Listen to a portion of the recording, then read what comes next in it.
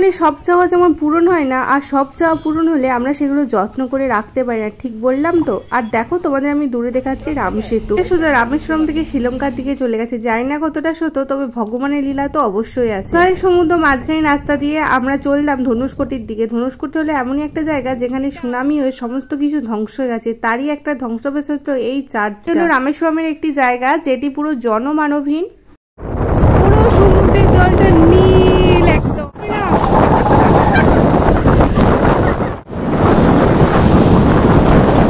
আহা, কি দেখলাম প্রকৃতির এই সুন্দর রূপ। একদিকে আছে ভারত মহাসাগর, একদিকে আছে বঙ্গোপসাগর, একটা সমুদ্র শান্ত আর একটা সমুদ্র উত্তাল।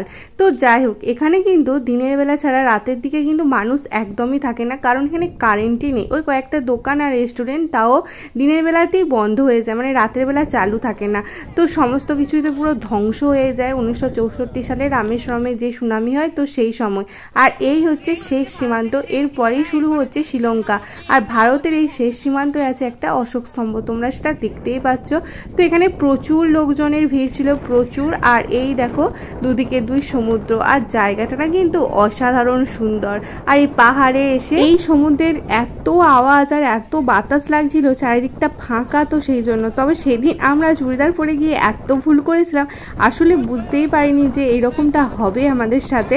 তো সেদিন অনেকগুলো ট্যুরই ছিল, রামচরণ পাদুকা যাওয়া বা রাম মন্দির যাওয়া, সেজন্যই মন্দির যাওয়া বলে চুড়িদার পরে এসেছিলাম। তো যাই হোক, অন্য একটা এক্সপিরিয়েন্স নিলাম। আর এইদিকে সমুদ্রটা দেখতে পাচ্ছ কতটা শান্ত, আর ঠিক এর অপোজিটের সমুদ্রটা অনেকটাই উত্তাল, সেটা তো তোমরা একটু আগেই দেখলে। সেই সুদূর রাজস্থান থেকে একদল দেখলাম সাইকেল করে এই শেষ সীমান্তে এসেছে। এখান থেকে শ্রীলঙ্কা মাত্র 15 কিলোমিটার।